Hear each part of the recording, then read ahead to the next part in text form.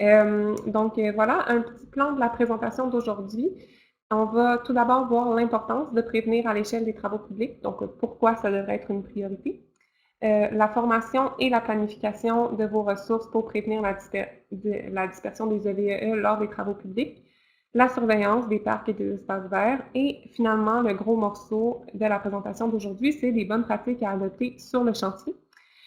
Je vous le dis, on ne vous va pas mentionner, on ne va pas activer ma vidéo pendant la présentation. Je sais qu'il y a des gens qui auraient aimé ça, voir l'animateur, ça fait un peu plus dynamique, mais ça alourdit la présentation, là, surtout avec le nombre de participants qu'on est. Donc pour s'assurer que ce soit fluide et que ça se rende bien à tout le monde, on va garder seulement l'audio. Aujourd'hui, dans la présentation, un peu comme dans les autres webinaires de la série, on va se concentrer sur les plantes terrestres. Donc, on va pas aborder tout ce qui est les plantes aquatiques puis les plans d'eau, parce qu'il y a aussi des travaux qui peuvent disperser des EVE dans les plans d'eau, mais on va se concentrer en milieu terrestre.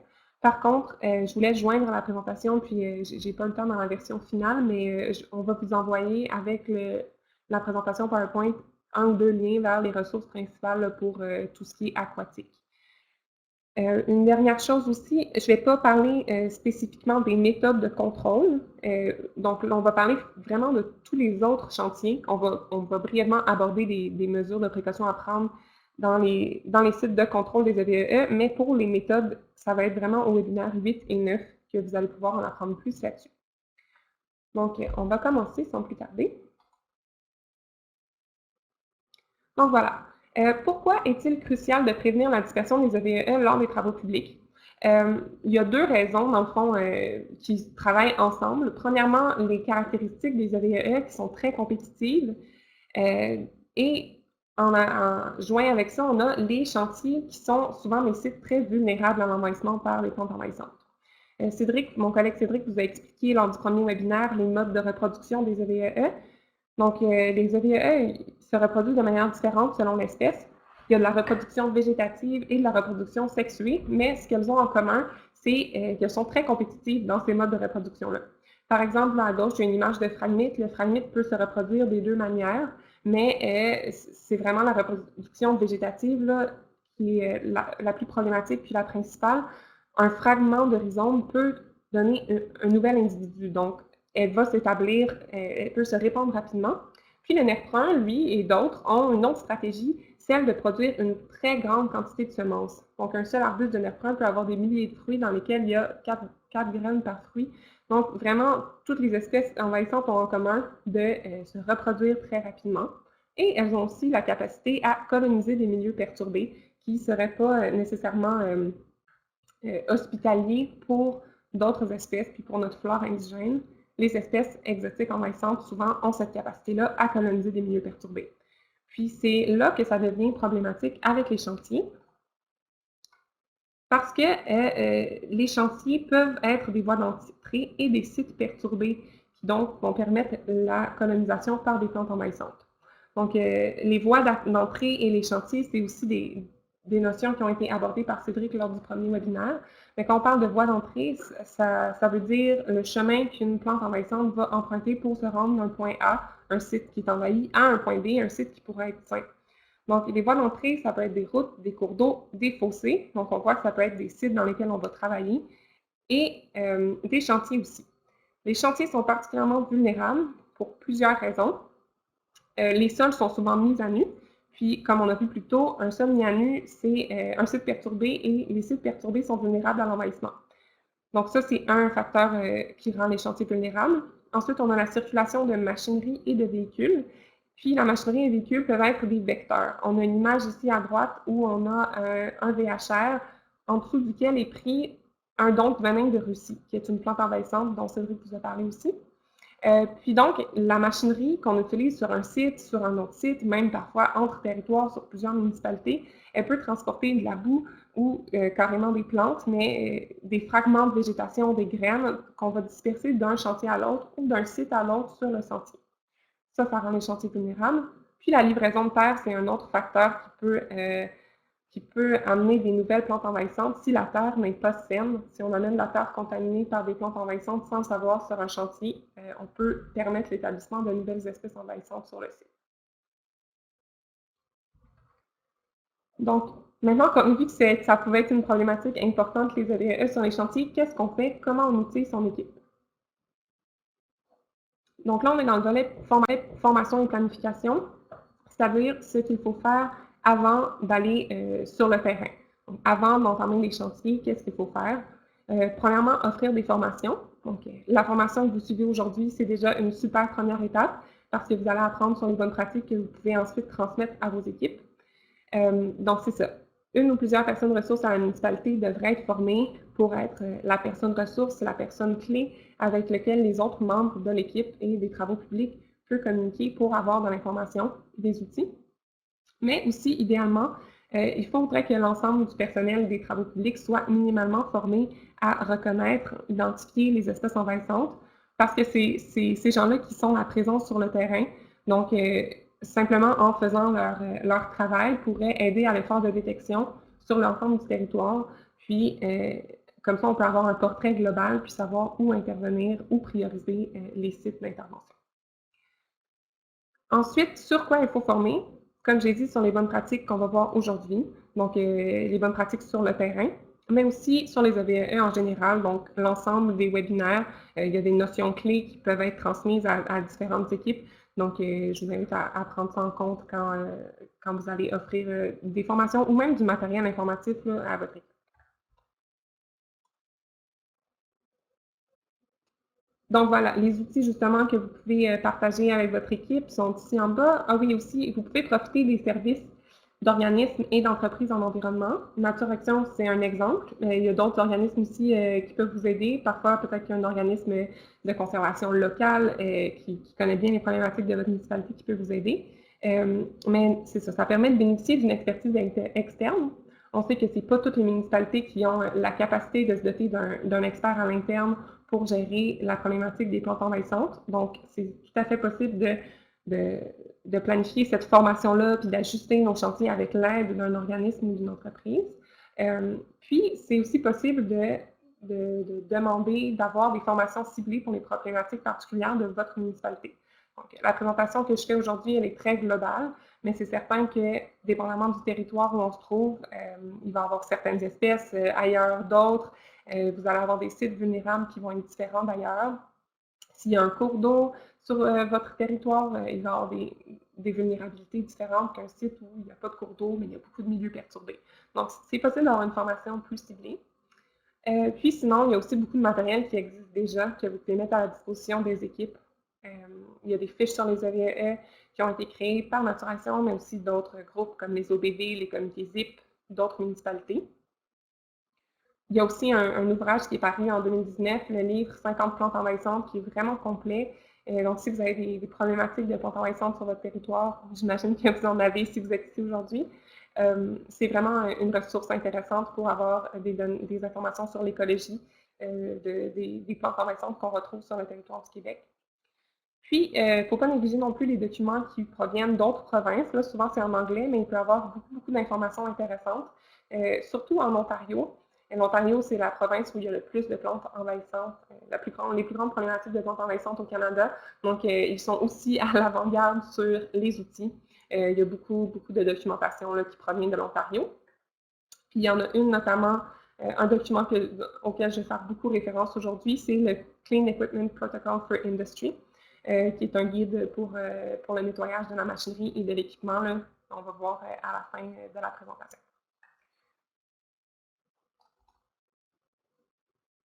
Donc, ça, c'était pour la formation. Il y a aussi des changements à faire dans la planification des chantiers pour pouvoir adopter les bonnes pratiques. Tout ce que je vais vous présenter aujourd'hui, ça nécessite souvent des ressources supplémentaires. Ça peut être des ressources en temps, en équipement et en matériel. Puis, donc, ça veut dire qu'il faut peut-être adapter les budgets, réorganiser les calendriers. Donc, ça, c'est à prendre en compte là, à la fin, quand vous allez commencer à prévoir vos prochains chantiers. Puis aussi, c'est ça, réorganiser parfois le chantier, c'est nécessaire. Notamment, on veut éviter de laisser le sol à nu pendant le printemps et l'été. Comme je l'ai mentionné plus tôt, un sol à nu, c'est un sol qui est vulnérable à l'envahissement par des plantes envahissantes. Donc, on veut éviter d'avoir des périodes dans lesquelles le sol est vulnérable.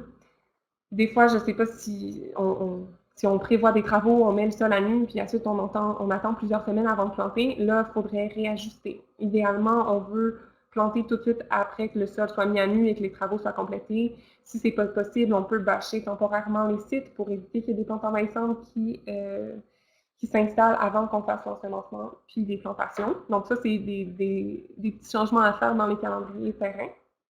Et aussi, là, je le mentionne, même si je ne vais pas vous parler beaucoup des méthodes de contrôle, il y a des périodes critiques à éviter quand on travaille vraiment dans des sites où il y a beaucoup de plantes envahissantes. Par exemple, si on va perturber le sol dans un site où il y a du phragmite à proximité, il faut éviter de le faire à l'automne. C'est à l'automne que le danger de propagation par rhizome est le plus élevé. Parce que, dans le fond, les rhizomes ont eu le temps, le phragmite a eu le temps pendant tout l'été d'accumuler des ressources dans ces rhizomes. Puis donc, ils vont avoir plus de facilité à donner un nouvel individu par fragment. Donc, on évite l'automne si on est pour travailler le sol dans une zone où il y a du phragmite. Puis aussi, pour le phragmite, mais pour d'autres espèces, là, on évite de faucher quand les graines sont mûres. Donc, pour chaque espèce, ça peut changer un peu la période. Je vous invite à avoir dans les guides de référence. Mais il faut éviter de faucher la végétation lorsqu'il y a un risque de dispersion de graines mûres. On peut le faire avant que les graines soient viables. Donc, c'est des trucs comme ça pour ajuster son calendrier terrain pour s'assurer qu'on est le plus prudent possible. Et tout ça, ça semble déjà, j'imagine, peut-être pour certains, être beaucoup de travail et de ressources. Mais ce qu'on essaie de faire, c'est de miser sur la prévention pour éviter de créer davantage de travail. Donc, au final, c'est des investissements pour éviter de dépenser plus tard. Donc, justement, on veut miser sur la prévention. On va parler là des surveillances des parcs et espaces verts, mais je vais juste vous parler de la petite boîte en bas en vert. Là. Il a été prouvé moins coûteux de prévenir l'expansion des EVE que de contrôler les populations établies. Donc, je veux juste qu'on garde ça en tête aujourd'hui quand on va parler de toutes les mesures à prendre. C'est vraiment un investissement pour économiser plus tard, puis éviter tous les coûts qui sont liés à la présence de plantes envahissantes dont Cédric vous a parlé dans le premier webinaire, si certains étaient présents. Il y a des pertes économiques liées aux espèces envahissantes. Ça peut être des coûts en infrastructure pour réparer des infrastructures. Ça peut être des coûts en santé humaine puisqu'il y a des plantes qui sont dangereuses. Donc, c'est vraiment un investissement qu'on fait quand on mise sur la prévention. Donc, pour la prévention, on rentre dans le bloc surveillance des parcs et des espaces verts.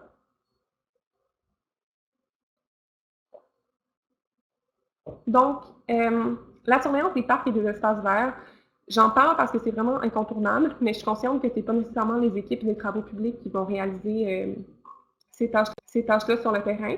Je pense que c'est très pertinent qu'ils soient outillés pour le faire puisqu'ils travaillent dans l'environnement extérieur d'une municipalité, mais ils peuvent être, ça peut être en appui, ils peuvent être appuyés par d'autres groupes qui peuvent faire ce suivi et cette surveillance des parcs et espaces verts. Mais c'est certain qu'un suivi régulier des parcs et des espaces verts, c'est le meilleur moyen de détecter rapidement la présence de VEE. Donc, on veut détecter les colonies qui sont déjà présentes et dont on ne connaîtrait peut-être pas la présence.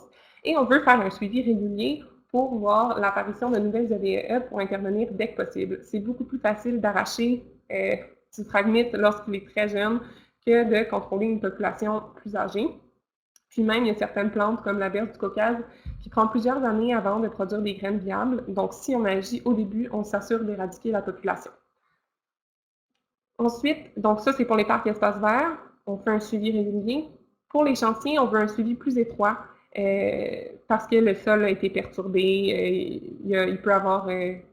ah oui, c'est ça. Les chantiers et les sites à risque, un suivi plus étroit. Donc, niveau perturbation, proximité de VE, proximité des voies d'accès dont on a parlé plus tôt, on va faire un suivi particulier.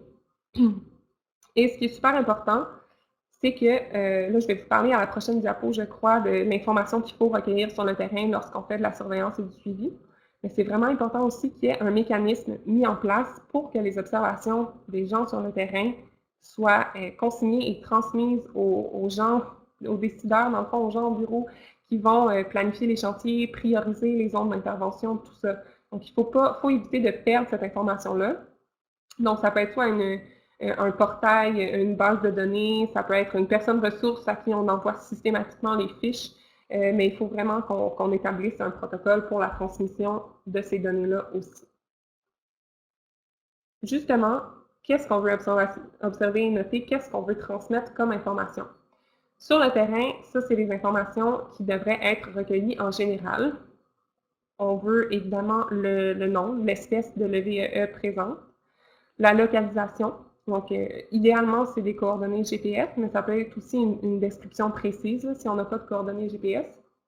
On veut la taille de la colonie, qui peut être en superficie ou en nombre d'individus. Dépendamment de l'espèce ou de la taille, on peut choisir une des deux méthodes. Par exemple, si c'est une grande colonie de phragmites, on peut y aller en superficie. On peut même faire tracer un polygone si on a un GPS, tracer un polygone pour prendre les points tout le tour de la colonie puis avoir vraiment une image de ce à quoi ça ressemble au temps et zéro.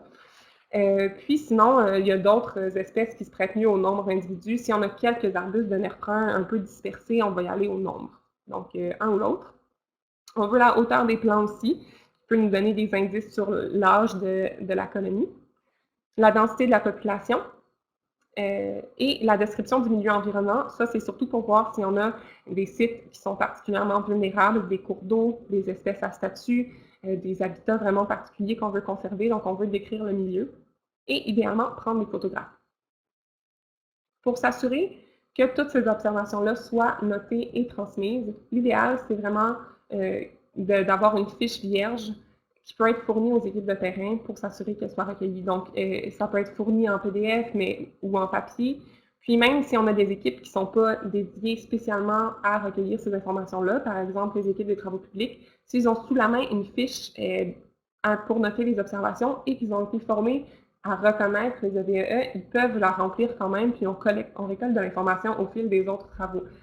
Donc vraiment, on veut la fiche, puis le mécanisme dont je vous parlais plus tôt, ça vise à rendre ça le plus facile possible pour enlever les barrières à ce que l'information se rende bien du terrain jusqu'au plan.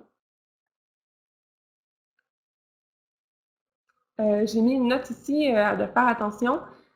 Là, on dit de prendre l'information pour prioriser. Une des choses qu'il faut absolument prioriser, c'est que s'il y a des espèces qui sont dangereuses pour la santé humaine, comme la berge du Caucase, dans les espaces verts qui sont accessibles au public, il faut absolument immédiatement identifier ces zones-là pour avertir les visiteurs. Ça peut être fait avec du ruban. J'ai même vu du ruban en ligne là, qui se vend carrément, qui dit « Attention, plante dangereuse », mais c'était en anglais, je ne sais pas s'il y en a en français.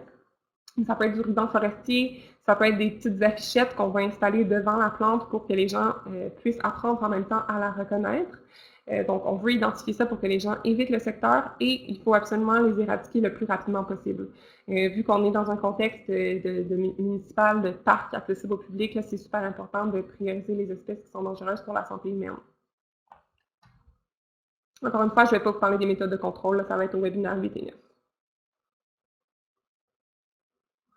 Les listes, oui, c'est ça. Outils et alliés pour faciliter la détection. Je suis consciente que c'est quand même un gros travail de répertorier toutes les EVE dans tous les parcs et espaces verts sur votre territoire, surtout dépendamment de la taille du territoire de la municipalité ou puis du nombre de parcs et espaces verts et du nombre de gens dans votre équipe. Donc, il y a moyen d'aller chercher de l'aide pour faciliter la détection. J'en ai d'ailleurs parlé un peu dans le webinaire numéro 2, le dernier webinaire qui traitait de l'implication citoyenne dans la prévention et le contrôle des EVE. Donc, oui, c'est essentiel d'avoir du personnel formé, au moins une personne ressource à la municipalité, pour avoir les outils et effectuer la surveillance, mais c'est vraiment possible de combiner ces efforts-là à ceux de bénévoles. Les bénévoles, souvent, ça va être des gens qui fréquentent déjà les parcs et espaces verts. Si on est dans un contexte de parc accessible au public, il y a des gens qui les visitent, qui sont attachés à ces milieux-là. Donc, c'est vraiment possible de trouver des gens qui veulent aider à les préserver. Donc, comme je l'ai mentionné dans l'autre webinaire, l'important, c'est que les citoyens et citoyennes trouvent facilement comment faire part de leurs observations à la municipalité. Ça peut être soit en mettant la fiche dont j'ai parlé, la fiche d'observation, on peut la mettre peut-être sur une plateforme web pour que les gens puissent facilement la télécharger. Ça peut être un formulaire en ligne directement, ça peut être une adresse courriel de quelqu'un à la municipalité à qui les gens doivent transmettre leurs informations. Mais il faut vraiment que ce soit facile pour les gens de participer. Puis, d'autres outils qu'on peut utiliser, c'est les plateformes qui existent déjà pour recueillir de l'information. On a Sentinelle qui est l'outil du MELCC qui est vraiment ciblé sur les espèces envahissantes. Puis les données qu'ils demandent, ce sont sensiblement les mêmes que j'ai mis dans les données à recueillir sur le terrain. Puis on a aussi iNaturalist, qui est super intéressant, surtout pour les citoyens et citoyennes. C'est un outil de sciences citoyennes, donc les gens, ça peut être une application sur leur téléphone, c'est vraiment convivial. Puis ça peut encourager les gens à noter leurs observations. Puis ensuite, on peut consulter ces outils-là, les cartes interactives qui sont disponibles dans ces outils-là pour avoir une idée au niveau du territoire des sites où il y a des EVE.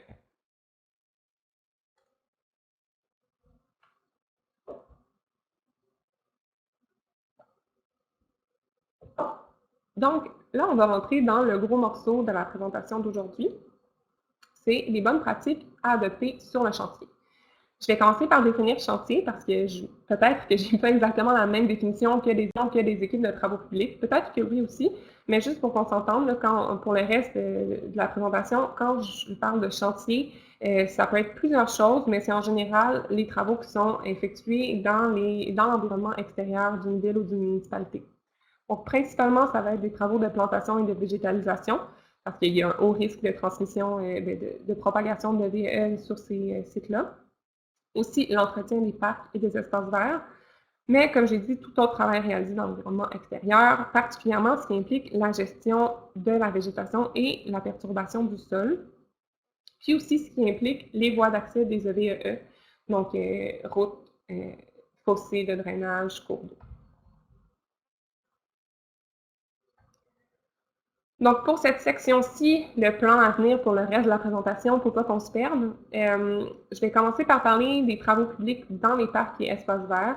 On va voir 3 situations types différentes. Premièrement, les travaux dans un site où il n'y a pas de VEE, parce qu'il y a quand même des mesures à prendre pour prévenir l'envahissement dans les sites qui sont sains. Ensuite, on va voir les travaux dans un site où les VEE sont présentes. Et finalement, je vais passer vraiment rapidement sur les travaux qui incluent des activités de lutte contre les EVE, mais comme je vous l'ai dit, ça va être abordé davantage dans les webinaires 8 et 9, les méthodes de lutte. Donc ça, on va passer ça. Ensuite, on va aller voir quelques bonnes pratiques à prendre de manière supplémentaire dans les voies d'entrée, donc les fossés de drainage et les travaux en bordure de route. Il y a des outils qui existent pour ça, donc on va explorer un peu les informations qui sont disponibles. Puis, je vais terminer la présentation d'aujourd'hui avec l'inspection et le nettoyage de l'équipement. Vous allez voir que dans la section 4.1, je vais parler beaucoup d'inspecter et nettoyer l'équipement, mais je ne vais pas encore vous expliquer comment faire, mais inquiétez-vous pas, au dernier point, le point 4.3, on va voir comment nettoyer, quoi nettoyer, comment installer une station de nettoyage. Donc, tout ça, ça va être abordé à la fin de la présentation.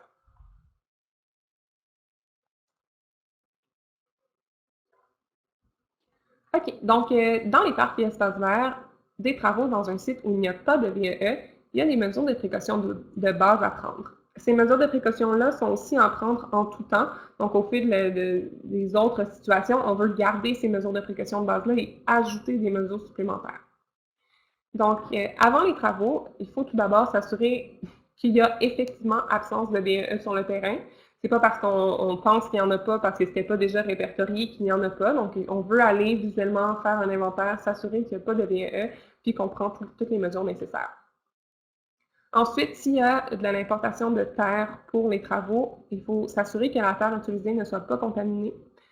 Pour ça, il faut avoir un fournisseur de confiance pour s'assurer qu'il n'y a pas de fragments de plantes envahissantes dans le sol. Et ensuite, justement, inspecter et nettoyer la machinerie et l'équipement. C'est super important. Là, on est dans un site où il n'y a pas de VEE. On ne voudrait surtout pas, en faisant nos travaux, apporter des fragments, des graines qui vont pouvoir s'établir dans ce nouveau milieu-là. Donc, on peut inspecter et nettoyer la machinerie et l'équipement avant de commencer les travaux. Ensuite, pendant les travaux, comme on l'a dit plus tôt, il faut minimiser la surface de sol mise à nu. Donc, Donc, il faut vraiment essayer de faire le minimum parce que le sol à nu, c'est l'environnement vulnérable, un des environnements vulnérables à être envahi. Donc, on essaie de faire le moins possible. S'il faut absolument mettre du sol à nu, on évite de laisser le sol à nu pour des périodes prolongées. Donc, ça, c'est ce qu'on disait un peu plus tôt, là, de réorganiser le calendrier de terrain pour pouvoir éviter de laisser le sol à nu. Ensuite, quand il y a du sol à nu, il faut végétaliser. On ne peut pas laisser le sol à nu parce qu'il y a un risque que ce soit des plantes envahissantes qui s'installent. Donc, si on met du sol à nu, il faut végétaliser avec des plantes à reprise rapide. Je vais vous présenter des guides qui peuvent vous aider à vous guider dans le choix des plantes. Puis, évidemment, il faut choisir des végétaux non envahissants. Une petite capsule à part dans cette mesure à prendre-là pour aller plus loin. Dans le choix des plantes horticoles, on peut faire des choix qui sont plus intéressants pour la biodiversité locale. Donc, il y a plusieurs EVE qui étaient à l'origine des plantes horticoles plantées volontairement. On ne savait pas que ça allait être envahissant, on trouvait ça joli, on l'a planté. Puis, malheureusement, il n'existe aucune réglementation en ce moment au Québec qui interdit la vente de VEE. Donc, il y a plusieurs plantes horticoles qui sont toujours sur le marché qui ont un potentiel envahissant. Heureusement, il y a des ressources qui existent pour éviter d'utiliser ces plantes-là lors d'aménagement. Je vous en ai mis deux en bas avec les liens. Donc, vous allez pouvoir... celui à gauche, il y a plusieurs ressources sur le site fragmite.crad.ulaval.ca, mais une des ressources, c'est celle-là. Puis, vous allez pouvoir aller fouiller là-dedans pour choisir des plantes qui sont recommandées. Là. Donc, d'éviter les plantes sur la liste de plantes vasculaires exotiques nuisibles du Québec. Et sinon, il y a le programme Je te remplace, qui est au site plantesenvahissantes.org, qui, pour quelques plantes seulement, mais quand même, ça donne des ressources pour remplacer certaines plantes populaires dans les aménagements, mais qui ont un caractère envahissant, par d'autres plantes souvent indigènes. Et c'est ça, choisir des plantes indigènes, ça réduit non seulement le risque d'envahissement, mais ça favorise également la biodiversité locale. Souvent, les plantes indigènes vont favoriser la faune indigène aussi. Donc, c'est vraiment, il y a beaucoup d'avantages à utiliser des plantes indigènes. Dans tous les cas, on veut éviter de planter des plantes envahissantes. Donc, ça, c'était pour avant les travaux. Avant et pendant les travaux. Maintenant, après les travaux, c'est très important de ne pas jeter les résidus verts dans un milieu naturel. Même si on n'avait pas de plantes envahissantes, désignées envahissantes à proprement parler sur le site, il y a d'autres plantes qui ont des caractères envahissants et qui n'ont quand même pas leur place dans les milieux naturels. Donc, c'est surtout quand on est en train de quitter un milieu naturel, il faut faire attention. Je vous ai mis une photo en bas d'un site de Naturation Québec sur le Mont-Saint-Bruno. On est près des habitations, puis il y a des citoyens qui venaient porter leur résidus verts, dont l'égopode podagraire, qui est une plante couvre-sol, l'herbobouteux, qui est encore vendu et utilisé. Puis là, on peut voir que d'année en année, ça progresse dans le boisé, puis ça peut changer le milieu naturel. Donc, on veut vraiment éviter de jeter les résidus verts dans les milieux naturels. Puis, après les travaux, même après avoir pris toutes ces précautions-là, il y a un risque qu'on ait apporté des plantes envahissantes. Donc, on veut effectuer un suivi annuel des chantiers pour détecter l'apparition de VEE sur au moins 3 ans, le temps que s'il y avait des graines au sol, elles aient germé ou quoi que ce soit, pour détecter une nouvelle apparition de colonies. OK. Maintenant, si on travaille dans un site où les VEE sont présentes, comme j'ai dit, on va prendre les mêmes mesures de précaution de base, on va toutes les appliquer, mais on va ajouter là-dessus des mesures de précaution supplémentaires. Ces mesures supplémentaires-là sont les suivantes. Avant les travaux, il faut repérer les VEE présentes et les délimiter et les identifier sur le terrain. Sur une carte aussi, c'est pratique pour pouvoir prévoir les travaux, mais c'est important de vraiment délimiter les colonies sur le terrain parce que si ce n'est pas tout le monde dans l'équipe qui a été formé à reconnaître les VEE, ils ne vont pas être capables de prendre les mesures pour éviter ces secteurs-là puis minimiser les risques de transmission s'ils ne connaissent pas. Donc, l'idéal, c'est de faire la délimitation avec du ruban forestier, par exemple, pour que les travailleurs sachent les zones à éviter en travaillant. Ensuite, pendant les travaux, là, quand il n'y avait pas de VEE, on évite de laisser le sol à nu pour des périodes prolongées. Quand les VEE sont présentes, on ne laisse jamais le sol à nu durant la période estivale.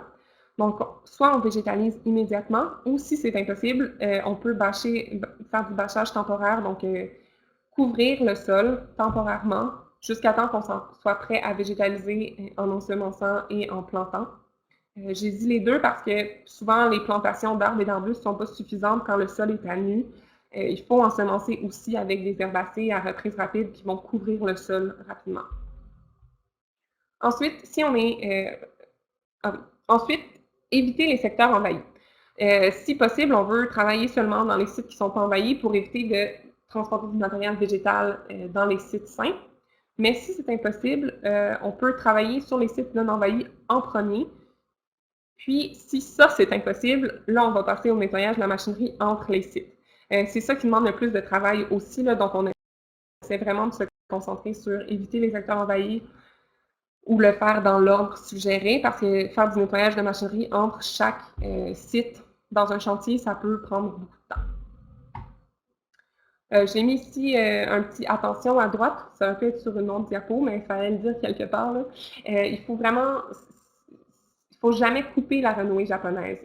Pour plusieurs plantes envahissantes, ça peut être dommageable, on peut transmettre accidentellement, mais vraiment la renouée japonaise, il faut éviter à tout prix de la couper, sauf dans le cadre d'une activité de contrôle de renouée bien planifiée. Parce que si on est dans un chantier, puis par exemple, c'est broussailleux, ça nous empêche d'accéder à un autre site du chantier, on veut couper pour se faire de l'espace, il ne faut absolument pas couper la renouée parce qu'un tout petit fragment peut donner un nouvel individu et c'est vraiment une plante qui cause des dommages graves même aux infrastructures.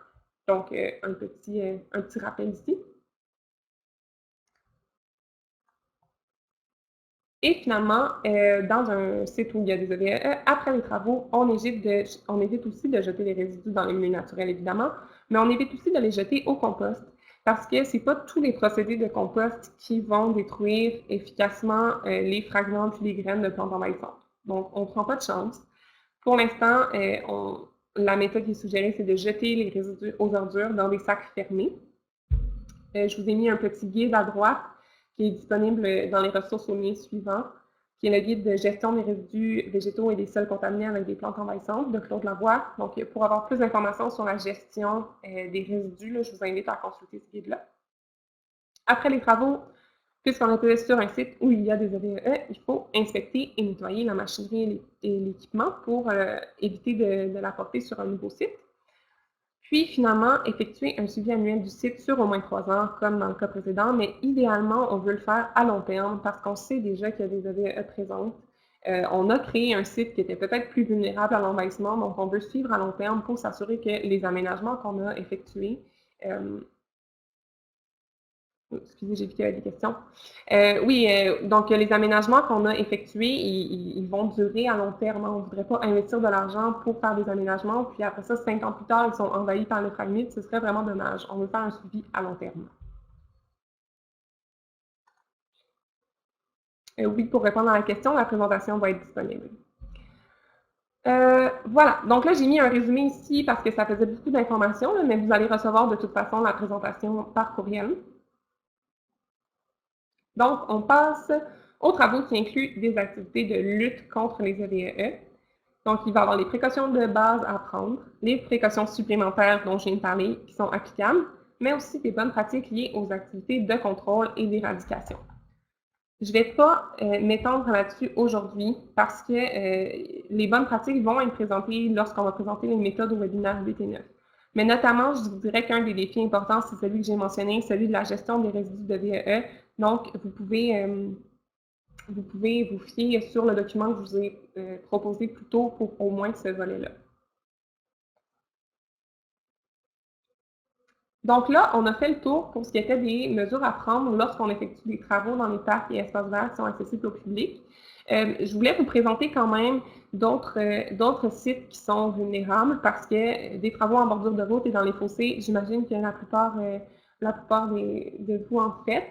Les guides que j'ai trouvés, ça s'appliquait surtout en bordure d'autoroute, mais ça peut être adapté au contexte municipal là, sans problème. Il y a quand même des notions et des concepts qui sont intéressants à appliquer dans un contexte de route plus local.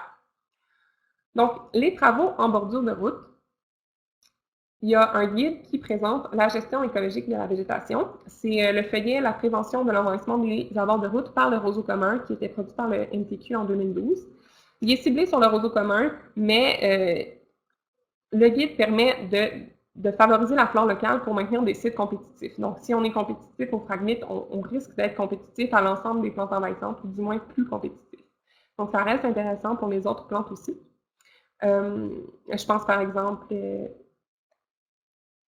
voyons, j'ai un blanc, je vous reviens là-dessus. Il y a d'autres plantes là, qui colonisent les bords de route et qui sont quand même très envahissantes, qui peuvent bénéficier d'un site qui est perturbés. Donc, les principes abordés dans ce feuillet-là, il y en a plusieurs. On élimine, je vais passer rapidement parce que je vais vous référer au feuillet. On élimine la tonte systématique qui consistait à simplement tondre, comme ça le dit, l'ensemble de la bande de la route. Puis on va tondre seulement sur 2 mètres. 2 mètres, c'est ce qui est suggéré sur l'autoroute, mais ça peut être adapté au contexte local. Le 2 mètres, c'est pour garder une bonne visibilité puis assurer la sécurité de tout le monde. On fauche à l'automne et puis on parle aussi du nettoyage des fossés. Le nettoyage des fossés qui est aussi que je vais développer dans la section suivante. Donc, pour les travaux en bordure de route, le feuillet que je viens de vous présenter, il tirait beaucoup d'informations du document Prévenir et contrôler l'envahissement des autoroutes par le réseau commun, qui a été fait par le groupe Fragmit. Donc, si vous voulez aller encore plus loin, ce document-là est super intéressant. Puis, il contient plusieurs notions, comme j'ai dit, qui peuvent être adaptées. Ce qui est intéressant, entre autres, dans ce document-là, c'est qu'il y a une liste de critères de sélection des végétaux à implanter pour maintenir une communauté végétale compétitive en bordure de route. Donc, avec cette liste-là, c'est plus facile de choisir des végétaux à planter. Puis voilà, là, je pense qu'il y a même des exemples de plantes à choisir dépendamment du contexte. Ensuite, les travaux dans les fossés de drainage. Il y a la gestion environnementale des fossés qui est présentée dans le guide technique Gestion environnementale des fossés, donc le même nom, produit par 2 MRC en collaboration avec l'organisme RAPEL. Puis, il ne vise pas directement les EVE, mais il y a plusieurs principes qui favorisent la résilience des fossés qui peuvent aussi prévenir l'envahissement. Donc, c'est un guide qui vise surtout à prévenir l'érosion, mais en prévenant l'érosion, de la même manière, on va prévenir l'envahissement par les EVE. Les 2 principes principaux abordés, c'est ceux du tiers inférieur et de l'ensemencement. Donc, le tiers inférieur, si vous pouvez voir sur l'image que j'ai mise ici, la méthode traditionnelle d'entretien des fossés, là, on va venir excaver l'ensemble du fossé. Mais en fait, la zone qui est nécessaire d'excaver, c'est seulement celle-ci. Donc, c'est ça qui va permettre le bon écoulement de l'eau. Donc, en se concentrant sur cette zone à excaver plus réduite, on va garder une bande de végétation intacte. Puis c'est cette bande de végétation intacte-là qui va faire compétition aux plantes envahissantes. Idéalement, on voudrait que cette bande de végétation comprenne des espèces qui sont assez compétitives, mais c'est très bien de laisser la végétation qui est déjà en place, parce qu'une végétation bien établie est aussi plus compétitive que un ensemencement sur un sol à nu de plantes compétitives. Je ne sais pas si vous comprenez un peu, là. Donc on veut laisser la végétation en place de manière générale, sauf si c'est des plantes envahissantes. Ensuite, voilà, donc on voit à droite la végétation laissée intacte sur les talus sur cette figure-là. Donc ça, c'est pour les travaux dans les fossés de drainage. Ah oui, puis il y a l'ensemencement ici que j'ai oublié. Dans le fond, comme un peu les autres sites, on veut absolument ensemencer. Dans le cas des fossés de drainage, c'était principalement pour réduire les risques d'érosion, mais on a vu plutôt l'ensemencement, ça aide aussi à prévenir l'envahissement par les EVE. Finalement, avec le temps qui nous reste, on va parler d'inspection et de nettoyage de l'équipement. J'ai mentionné plusieurs fois dans les bonnes pratiques à prendre qu'il fallait inspecter et nettoyer l'équipement. Donc, comment on fait? Quand est-ce qu'on le fait? Quand inspecter et nettoyer, je vous l'ai dit plus tôt, dans les travaux dans les parcs et espaces verts, dans les travaux à proximité des voies d'entrée. Puis, quoi inspecter? On veut inspecter les vêtements et les accessoires des travailleurs, mais surtout les souliers et les bottes, donc s'ils sont en contact avec le sol, les outils qu'on a utilisés, et la machinerie et les véhicules. Donc, comment faire? Pour ce qui est des vêtements, accessoires et outils, on inspecte visuellement, tout simplement. C'est assez facile parce que chaque personne peut inspecter son propre matériel. Pour la machinerie, il faut inspecter visuellement tous les endroits à l'extérieur et à l'intérieur de la machinerie où du matériel végétal et de la terre pourrait être coincé pour éviter de le transporter ailleurs, ou même pour éviter que ça tombe sur la route, puis là, de faire plusieurs contaminations sur la route entre le site et le stationnement où on remet la voiture. On veut retirer toutes les pièces qu'il est facile de retirer pour inspecter les endroits difficiles à voir, où il pourrait y avoir de la terre. Et on porte évidemment une attention particulière au-dessous des véhicules et de la machinerie, puis des pièces qui sont en contact direct avec le sol. À la fin de la présentation, je vais vous présenter des schémas avec les endroits clés sur la machinerie à inspecter. Voilà, puis ces schémas-là proviennent du Clean Equipment Protocol for Industry dont je vous ai parlé plus tôt. Puis si vous voulez aller plus loin dans le nettoyage, l'inspection, si vous trouvez qu'il manquait de l'information dans ce que j'ai dit ou que vous n'avez pas bien compris quelque chose, ce guide-là est super complet, mais il est en anglais. Donc j'ai vraiment essayé de mettre tout l'essentiel dans ma présentation d'aujourd'hui. Comment nettoyer? Là, on a une longue liste de recommandations. On peut nettoyer dans un site choisi afin de limiter les risques de propagation de VEE. Donc, un site qu'on désigne la station de nettoyage. On peut nettoyer avant de quitter le site, évidemment. Ça va dû être dans quand nettoyer. Comment nettoyer? Bon, eux, ils suggèrent plusieurs étapes différentes. Retirer la boue et le matériel végétal des vêtements et accessoires. On peut faire ça manuellement ou avec de l'eau. Ensuite, on peut nettoyer l'intérieur de la cabine des véhicules et de la machinerie à l'aide d'un balai aspirateur. Donc, ça peut être ce que nous, on avait sur nos bottes, qu'on a amené à l'intérieur de la cabine. On veut éviter de le transmettre ailleurs. Ensuite, nettoyer l'extérieur des véhicules et de la machinerie en plusieurs étapes. Voici les étapes suggérées. On commence par retirer les plus gros morceaux manuellement. Ensuite, on nettoie les parties plus fragiles avec l'aide d'air comprimé, puis le reste du véhicule à grande eau. Donc, les parties fragiles, je voulais dire celles qui ne peuvent pas être nettoyées avec un boyau, là, avec de l'eau. Mais pour le reste, c'est avec un boyau, de l'eau, du haut vers le bas, et en portant une attention particulière au-dessous du véhicule.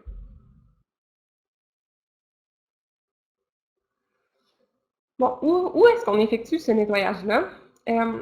Voici les critères pour la station de nettoyage idéale. C'est sûr que c'est souvent impossible d'atteindre cette station de nettoyage idéale, mais on essaie de respecter le plus possible, de se rapprocher le plus possible de ces critères-là.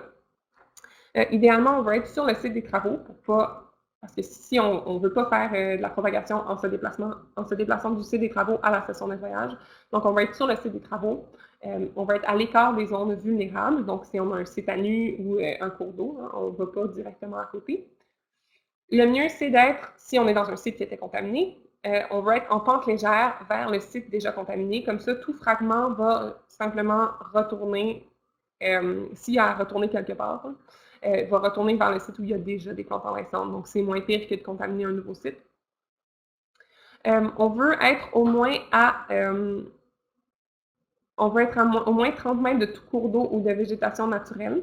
Donc, idéalement, on est le plus loin possible. Tu sais, 30 mètres, des fois, je sais que ça va être impossible à respecter, mais on va être le plus loin possible ou du moins que la pente ne soit pas dans cette direction-là. Donc, on s'adapte selon le contexte.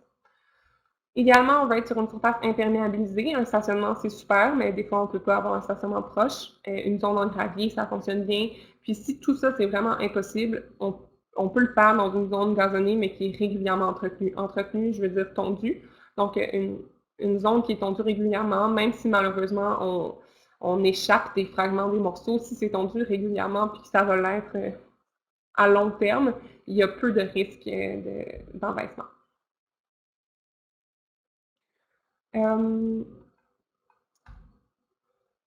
Donc, voilà, ça fait pas mal le tour pour les mesures à prendre. Je voulais vous présenter les schémas qui viennent du Clean Equipment Protocol for Industry et qui ont été traduits par Naturation. Donc, c'est un peu des schémas avec les zones clés à inspecter. Ça fait pas mal le tour. Finalement, on se dit, bon, ben finalement, il faut tout inspecter, mais c'est un peu pour avoir une espèce de liste, là, une checklist de toutes les zones à inspecter pour ne rien oublier. Donc, je vais les passer rapidement parce qu'il ne reste pas beaucoup de temps. Vous pourrez les regarder en recevant la présentation.